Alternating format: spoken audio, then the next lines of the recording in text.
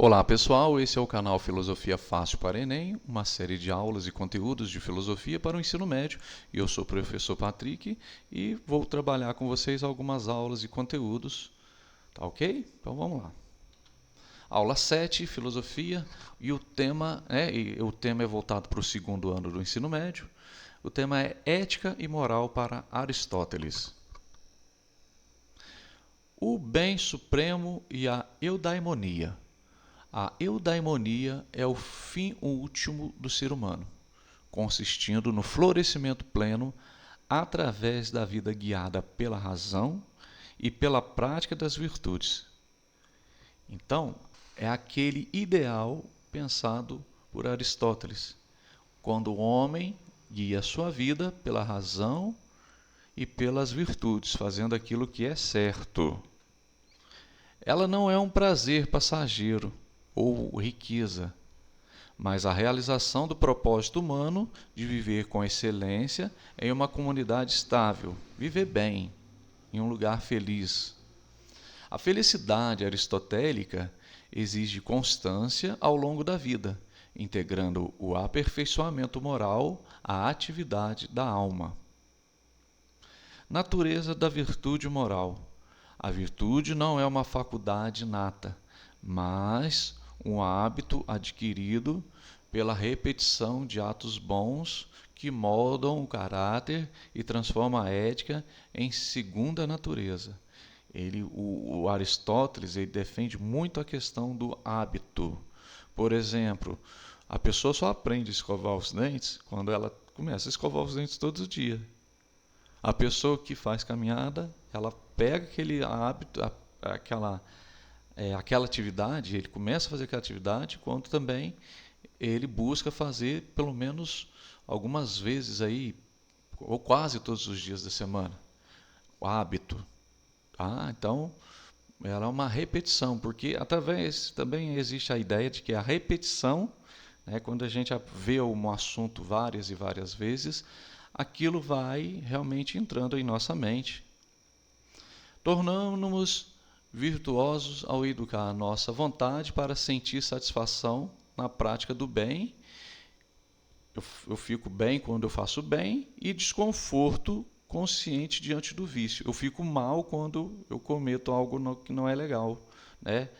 Então eu tenho consciência, né, de aquilo que aquilo é um vício. O caráter é, portanto, o que é o caráter? O reflexo de nossas escolhas diárias que consolidam quem somos através da ação. Olha aí, ó. Então, o que eu vou fazer, né? O que eu faço? Eu vou fazer o certo, eu vou fazer algo virtuoso ou algo vicioso? A doutrina do justo meio. A excelência moral, segundo Aristóteles, reside no justo meio, um equilíbrio racional entre os extremos viciosos do excesso e da carência, como a coragem entre a covardia e a temeridade. Esse ponto ideal não é uma média matemática fixa, mas uma medida relativa determinada pela razão sensível ao contexto e às necessidades de cada agente.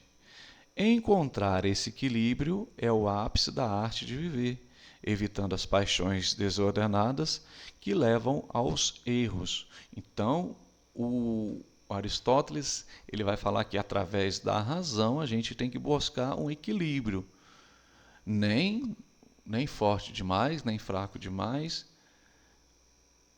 entendeu? E lembra um pouquinho até aquela questão no budismo, né? O Buda diz que ele estava vendo lá uma pessoa afinando uma cítara, tipo um violão, e toda vez que ele apertava muito as cordas, a corda arrebentava.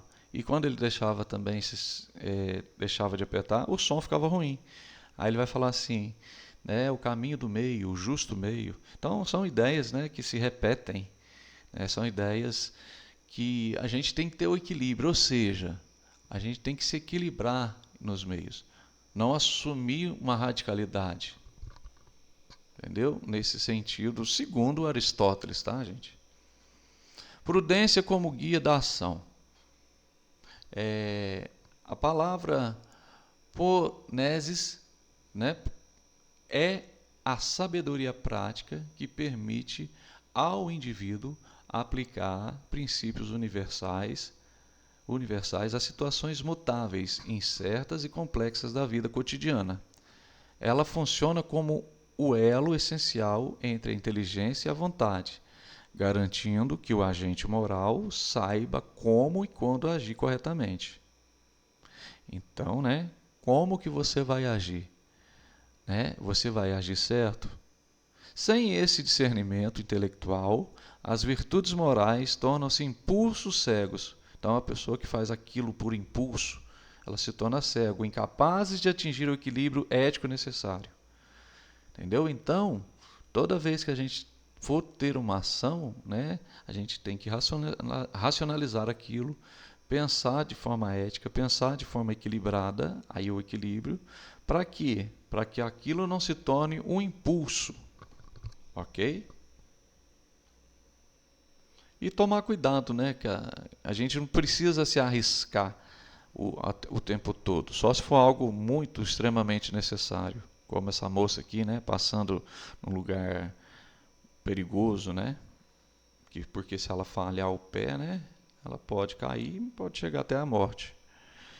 Virtudes intelectuais.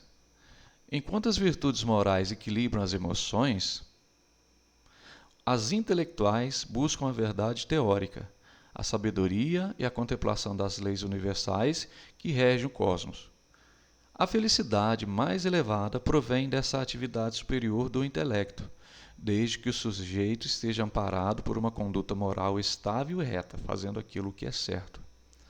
O desenvolvimento dessas capacidades exige ensino e tempo, culminando na compreensão profunda da realidade. O Aristóteles vai defender o seguinte: para a gente atingir essa felicidade, esse intelecto superior, nós precisamos nos dedicar também, através, dedicar nosso tempo e buscar aprender.